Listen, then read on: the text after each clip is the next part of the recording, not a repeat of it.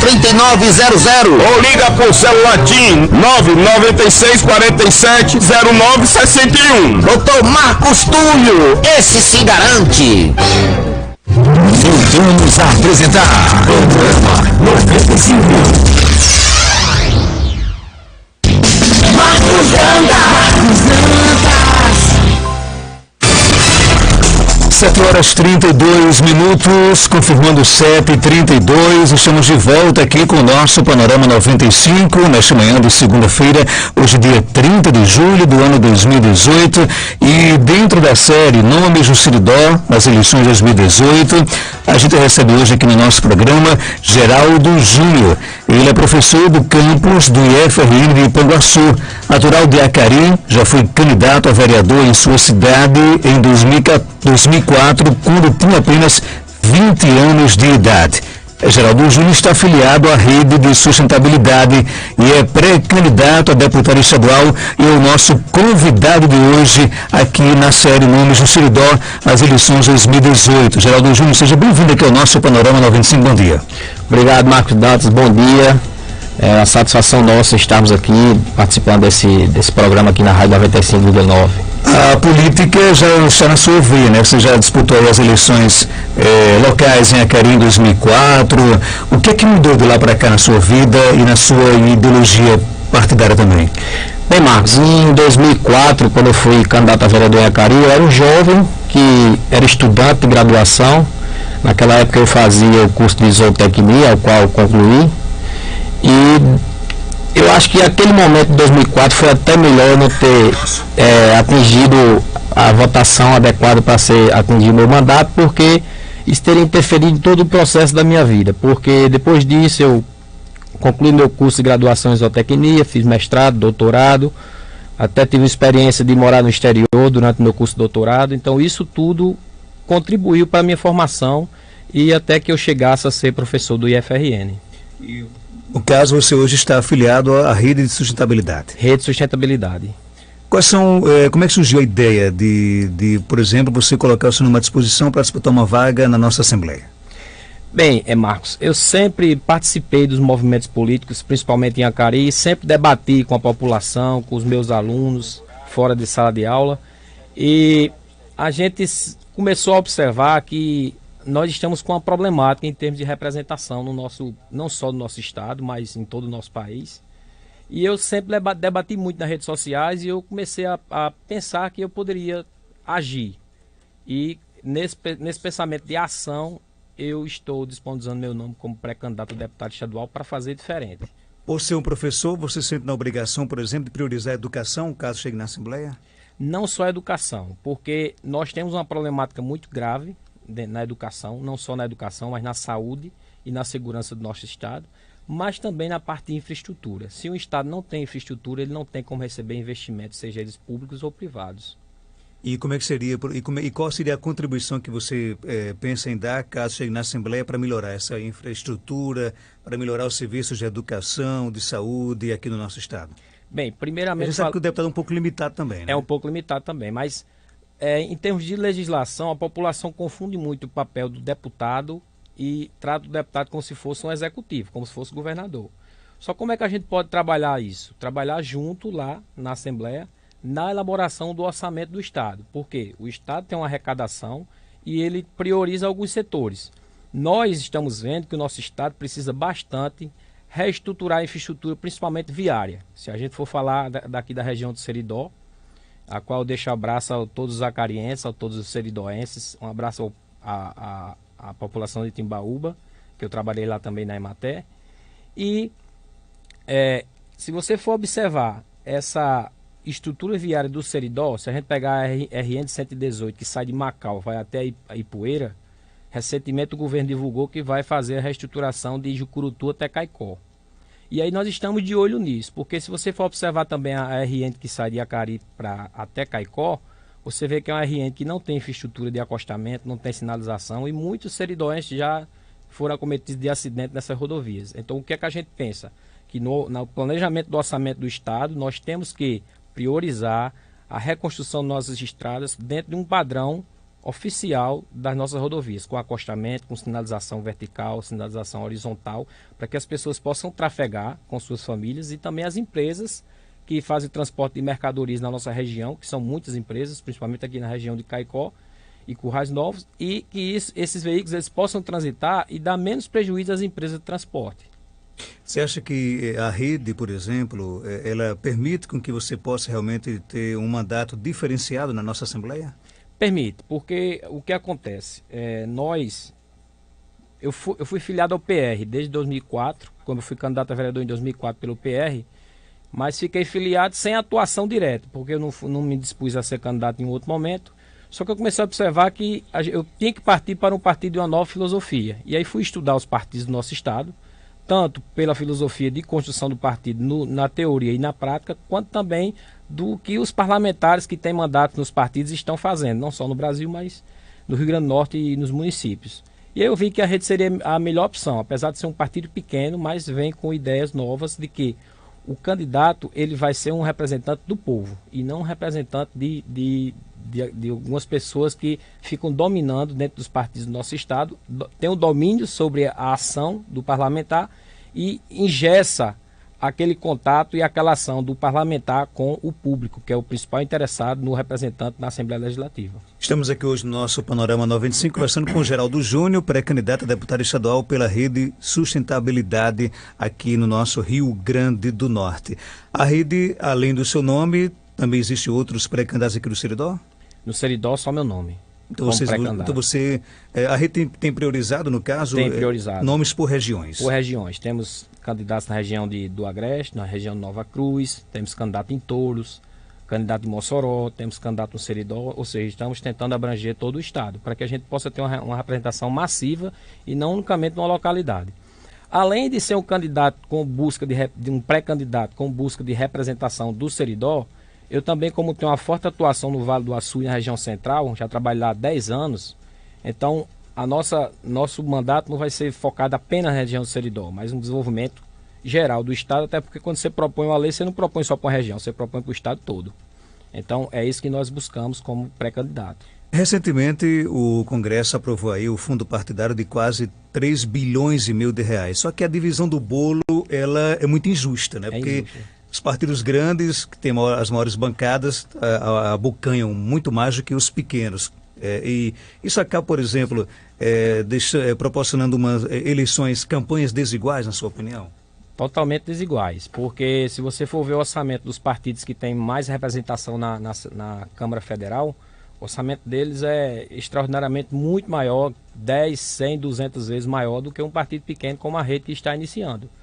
Mas nós estamos contando com a população está indignada com a representação e as pessoas que a gente conversa, muitos dizem, eu não voto em ninguém esse ano, eu não vou votar em ninguém, mas na concepção de nós que estamos construindo um processo eleitoral diferenciado, de que as pessoas têm que votar, buscar o voto pelo perfil do candidato, pelo que aquele candidato pode oferecer e não o velho costume da velha política que é ficar comprando vereador, ficar comprando prefeito em busca de apoio eleitoral e termina não sendo um voto por representação, e sim por cabresto eleitoral nas diferentes regiões do estado. Essa campanha tradicional a rede não faz? Não faz, de forma nenhuma. Nossa campanha é propositiva, trazendo propostas que, se a gente tiver espaço aqui hoje, vai elencar algumas para que as pessoas possam ver que nós estamos querendo fazer diferente. Uma das coisas que a gente propõe no nosso possível mandato, caso a nossa candidatura seja confirmada, é um mandato econômico. Se você for visualizar a Assembleia Legislativa hoje, ela é simplesmente uma casa para empregos. No mês de junho foram pagos 2.074 servidores, e se a gente for observar os serviços que nós conseguimos através dessa quantidade de servidores, como resultado social, resultado a olho nu para a população, a gente não consegue ver. Se você for observar, o custo de um salário do deputado é R$25 mil mensal. Além disso, ele pode gastar até R$32 mil de verba de ressarcimento. E a maioria deles gastam todinho e alguns ainda passam desse valor. Então, a nossa proposta de mandato, de um possível mandato, é que a gente reduza esses custos. Além disso, cada gabinete ele tem mais de 20 servidores. Então, nós temos que reduzir essa quantidade de pessoas, porque você vai gerar uma economia Infelizmente, a semana passada houve uma votação para estornar os recursos que sobram da Assembleia e os deputados votaram contra isso. Por quê? E o que é feito? Fica se fazendo lobby.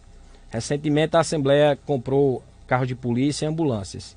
50 ambulâncias foram distribuídas no estado e não sabemos se isso foi distribuído de uma forma técnica, por necessidade, ou se foi por questões de apoios políticos. Então tem que se observar como é que faz esse gerenciamento dos recursos públicos do nosso estado, porque e muitas vezes o candidato ele só vê cada ação que ele faz como um rótulo de buscar votos. Então a gente não trabalha dessa forma. Nosso mandato pretende o quê? Nosso possível mandato. Eu sou professor, quero continuar sendo professor e sendo parlamentar. Outra coisa, nós não utilizaremos a verba de ressarcimento como se utiliza agora. Nós utilizaremos até no máximo só R$10.000, caso seja necessário, e o gerenciamento do mandato será com recursos que será pago pelo salário. Isso é uma proposta que nós temos. Reduzir de mais de 20 servidores no gabinete para 6, caso a Assembleia não forneça nenhum servidor, porque a Assembleia também tem servidores. Ela pode ceder para os gabinetes. Então, ter no máximo 6 servidores para que o mandato possa funcionar e assim a gente gerar uma economia, no mínimo, no nosso mandato, no mínimo de 50%. Porque eu já fiz um levantamento, nessa gestão agora, só de verba de ressarcimento, já está em mais de R$1.100.000 para cada deputado em média.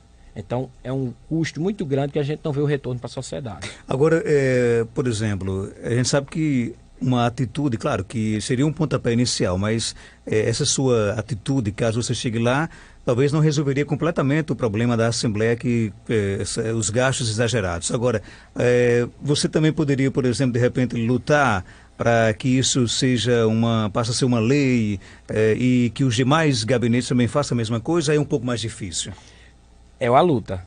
Toda luta ela tem que ter um início. Toda luta tem a primeira pessoa que entra em ação. Então nós estamos pretendendo ser essa pessoa que vai entrar em ação.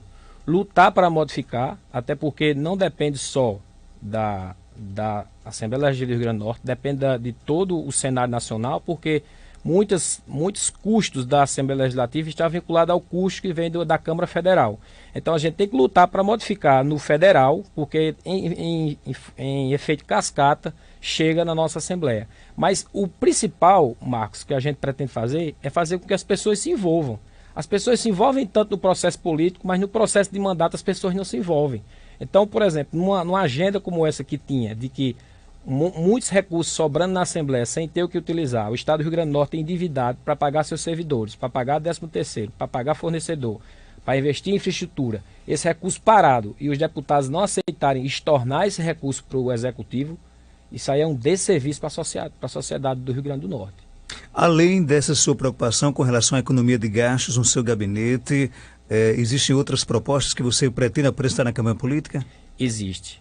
Além dessas propostas vinculadas à infraestrutura, que isso está ligado diretamente ao orçamento, nós também pensamos que nós temos várias barragens no estado, inclusive está sendo construída a barragem de Oiticica, que será um recurso hídrico muito interessante para a nossa região, para dar um suporte a essas cidades aqui da região do Seridó.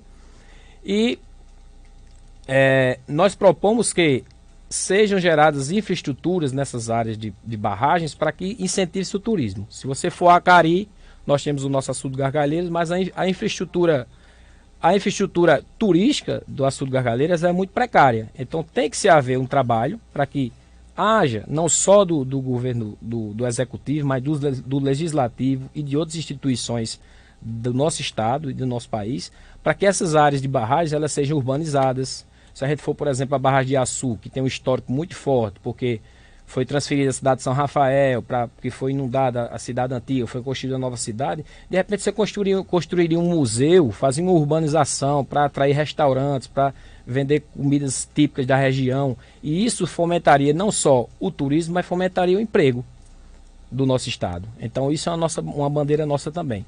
Como eu sou da área de ciências agrárias, sou técnico agrícola, zootecnista com mestrado e doutorado, nós também temos propostas para o setor rural. Inclusive, gostaria de parabenizar todos os agricultores familiares, que no último dia 28/7, agora de julho, foi comemorado nacionalmente o Dia do Agricultor. Inclusive, eu me considero agricultor porque eu saí da zona rural e, através da educação, eu hoje estou como professor do IFRN e mudando a realidade de muitos alunos que não teriam uma prosperidade se não tivesse, no caso, um IFRN como o IFRN de Panguaçu, lá na região do Vale. Então a gente quer que a Emater passe por uma reestruturação. Isso é uma proposta legislativa que nós vamos fazer também, para que seja realizado concurso para a Emater. Eu trabalhei na Emater por 1 ano, concursado, lá em Timbaúba dos Batistas. Inclusive, quando sair daqui, vou passar lá em Timbaúba dos Batistas para rever alguns amigos. E também a Imparne. A Imparne tem várias unidades no nosso estado e ela está precisando muito de uma reestruturação. E isso é uma luta que nós vamos encampar para quê? Para que a Imparne possa fazer pesquisa, a Emater possa divulgar e o agricultor que está lá no campo produzindo alimento para toda a população, ele possa ter um custo menor, utilizar técnicas mais recentes para a produção do alimento e que esse alimento possa chegar mais barato e com melhor qualidade ao consumidor, que somos todos nós. Então isso é ser um parlamentar, não é ficar mandando emenda parlamentar por um calçamento porque fulano de tal me apoia. Toda a gestão do mandato, no possível mandato nosso, será em cima de decisões técnicas e não políticas. Isso é uma proposta que nós temos. Aqui para o Seridó, outra coisa que nós objetivamos incentivar é a rota do queijo e da carne de sol, que são produtos reconhecidos nacionalmente e internacionalmente do norte da nossa região. Assim como eu já participo na região do Vale do Açu, da rota do Cordeiro Potiguar, que é uma rota que está se estimulando para que os criadores de ovinos e caprinos, eles melhorem seus sistemas de produção, para que eles produzam animais melhores e, consequentemente, você tenha carne de melhor qualidade no mercado e carne sob vigilância sanitária. Se você for observar, outra coisa que nós temos que trabalhar, questão de matadouros públicos, que é um problema de saúde pública muito grave no nosso estado, não só no Rio Grande do Norte, mas em todo o Brasil, mas que nós precisamos fazer um trabalho de legalização e de acompanhamento dos matadouros públicos do nosso estado. E isso é preciso fazer através de ações legislativas, para que o IDIARN ele possa acompanhar melhor esses abatedouros e, consequentemente, a população tenha produtos melhores para consumir. Outra coisa que está enganchada no Rio Grande do Norte, principalmente na região do Seridó, é a questão do consórcio de aterro sanitário.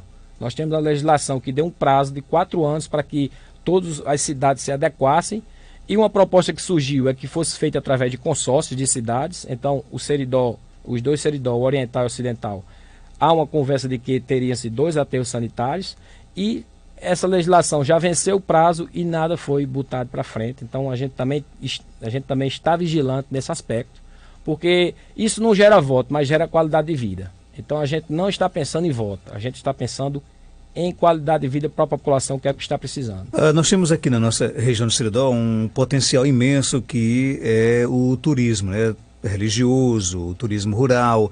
E assim, se eu estiver equivocado, você pode me corrigir, a gente não observa muito nos planos de governo dos pré-candidatos ações voltadas para alavancar mais ainda esse potencial turístico do Seridó. Você pretende, nas suas propostas de campanha, e caso chegue à Assembleia, também trabalhar por isso?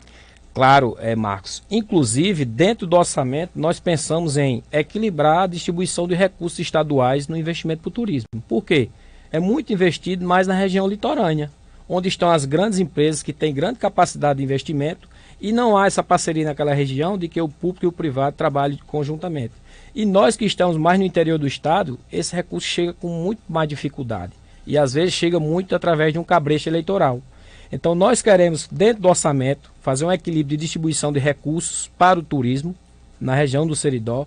Imagine que você chegue com pessoas lá em Natal, seja brasileiros ou seja de outros países, que venham a Natal e você faça um tour saindo de Natal, parando em Santa Cruz, visita Santa Rita de Cássia, depois vem a Currais Novos, Acari, Caicó e depois volta para Natal. Uma rota de um dia, você vem, vê nossas belezas naturais e depois você retorna. Isso alavanca o quê? Alavanca comércio, alavanca artesanato. Aquece a economia, aquece a economia e gera empregos. Então é isso que falta para o nosso estado alavancar. E tudo isso está relacionado com tudo que nós já falamos antes, com infraestrutura. Porque se não tiver infraestrutura, o pessoal só vem uma vez e não volta mais. Porque a melhor coisa do turismo é quando alguém vem e divulga. E as redes sociais hoje elas são muito fortes em relação a isso. Se uma pessoa vem através de um site de buscas, ele coloca não vá que não presta, não vem mais ninguém. Então a gente tem que dar uma boa impressão, prestar serviço de boa qualidade para que as pessoas venham, divulguem e atraiam outras pessoas. Quem está lhe mandando um forte abraço é o ex-vereador de Natal, Marcos do PSOL, inclusive é o aniversário dele hoje, né? Parabéns, Marcos aí, Marcos Antônio Ferreira da Silva, Marcos do PSOL, que Deus possa lhe abençoar imensamente e desejar aí os nossos sinceros parabéns. Obrigado, Marcos. Geraldo, com relação ao seu partido, a Rede de Sustentabilidade, ela, inclusive, é autora de uma ação que pede que réus saiam da linha sucessória da presidência da República, né?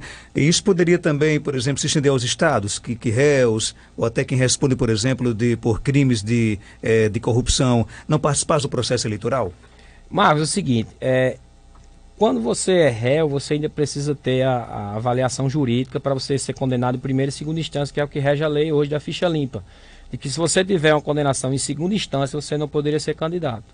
Então, o que a gente pensa? A gente pensa que nós precisamos moralizar o processo político para que as pessoas participem. Você mesmo divulgou há pouco tempo uma pesquisa aqui para o Rio Grande do Norte em que em torno de 80% dos entrevistados ou não vota ou não sabem quem votar.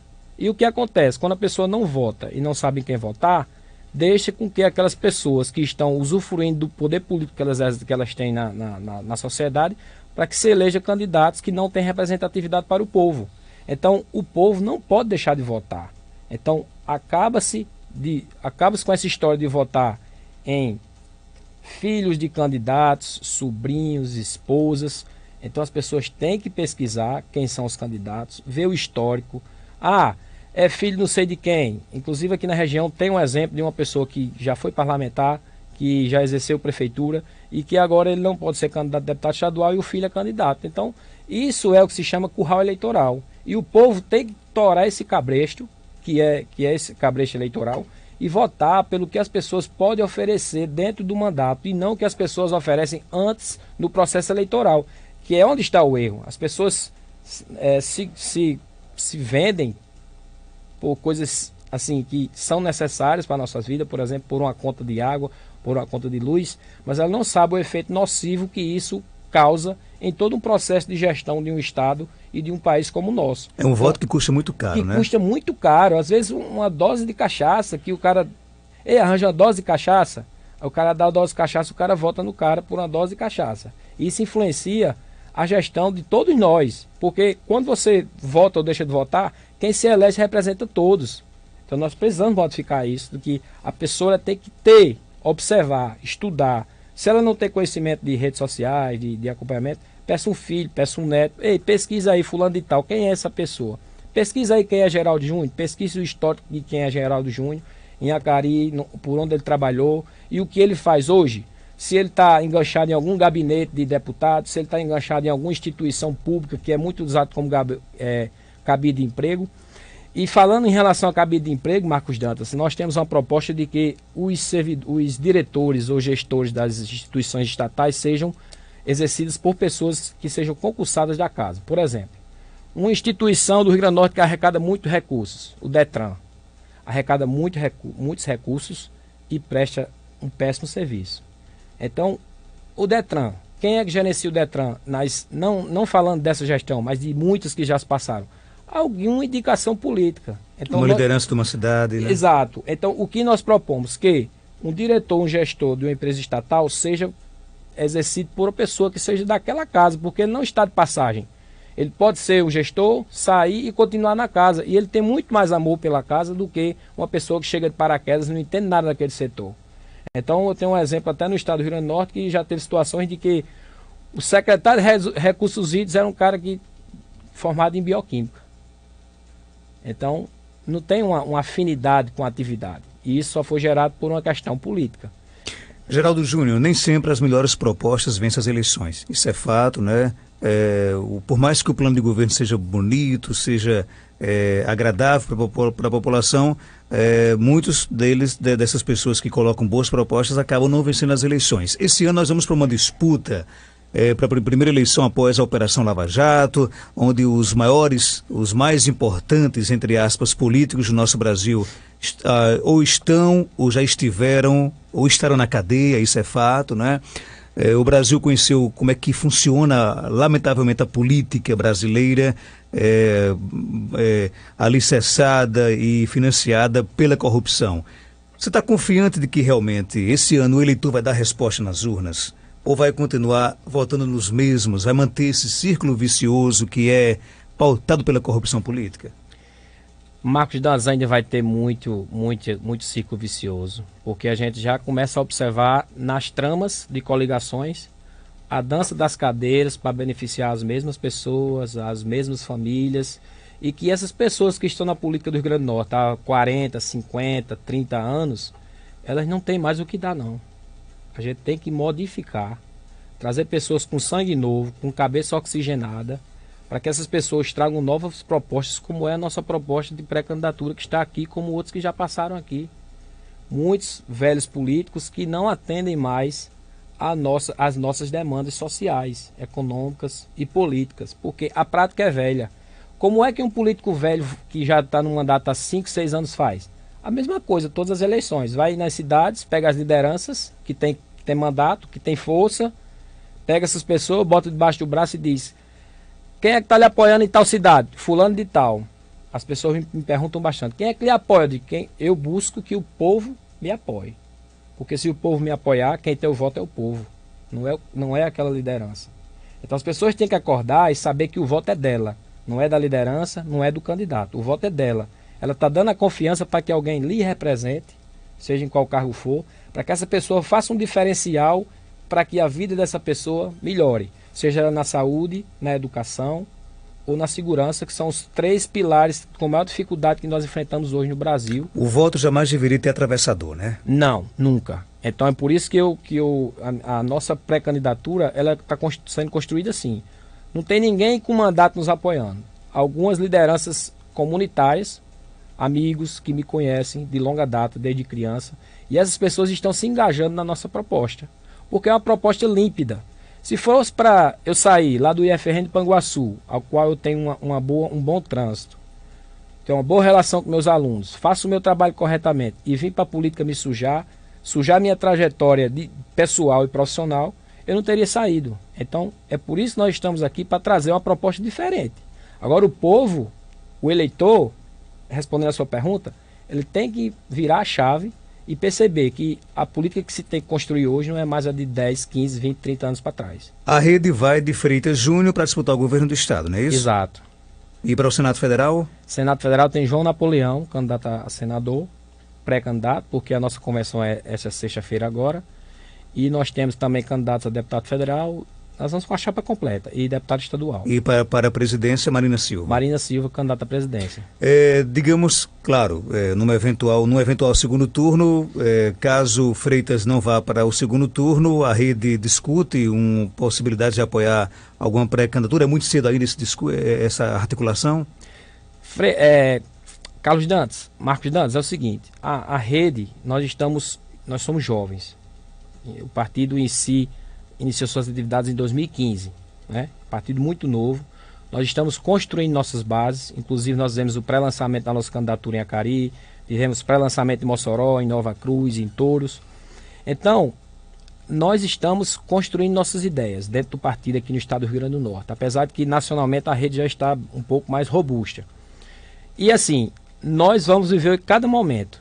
Vamos viver o momento do primeiro turno, construir a pré-candidatura e a candidatura de Freitas Júnior para governador e observar o que se sucede, porque apoiar porque tem que apoiar um dos dois, a gente tem que analisar quais são as propostas e o que é que vai trazer melhor resultado para a população do Rio Grande do Norte, porque não adianta você apoiar porque um partido vai lhe oferecer algo, porque isso é a moeda que se utiliza para realizar apoios políticos no Rio Grande do Norte. Você vai me apoiar, vou lhe fornecer uma secretaria. O partido B vai me apoiar, vai para a Secretaria de Infraestrutura. Partido C que me apoiou, vai para a Secretaria de Educação. Então, tudo é pautado em cima disso e esquece o povo. O povo fica em segundo plano e nós não. A gente vai discutir isso com o povo. Se o povo disser, vocês vão ter que nós apoiamos que vocês apoiem tal candidato, aí nós vamos discutir e chegar a um consenso. Geraldo Júnior, obrigado por sua participação. Foi um prazer recebê-lo aqui no nosso programa, nessa série de entrevistas com os nomes do Seridó nas eleições de 2018. Os demais passarão por aqui também, já recebemos alguns, iremos receber outros. E algo mais a acrescentar, pode ficar à vontade. Tá bom, Marcos. Eu agradeço muito a disponibilidade da 95 da Nova FM, Caicó. Gostaria de deixar um abraço para todos os caicoenses e currais-novenses que tiveram suas festas de padroeira agora encerradas, inclusive de Caicó ontem. E também convidar toda a população da região Seridó e outras regiões para festejar a festa de Nossa Senhora da Guia, que será agora em agosto, de 5 a 15. E dizer à população do Rio Grande do Norte que essa campanha do voto nulo não vale. Resolve nada. Não resolve nada, só vai eleger maus políticos. Então, se você está pensando em votar nulo, em não votar, você pense diferente, procure um candidato interessante e dê seu voto. Porque você dando voto, você pode cobrar. Ok, muito obrigado. Nós estamos a cada semana conhecendo a cara e também as propostas dos nomes que pretendem representar o Seridó, tanto na Assembleia como na Câmara dos Deputados, como no Governo do Estado, no Senado Federal, quem sabe na Presidência da República. Nós não temos conhecimento de nenhum seridoense ainda que pretende disputar as eleições nacionais, mas a cada semana a gente traz aqui alguns nomes de seridoenses que pretendem colocar o seu nome à disposição para disputar as eleições de 2018.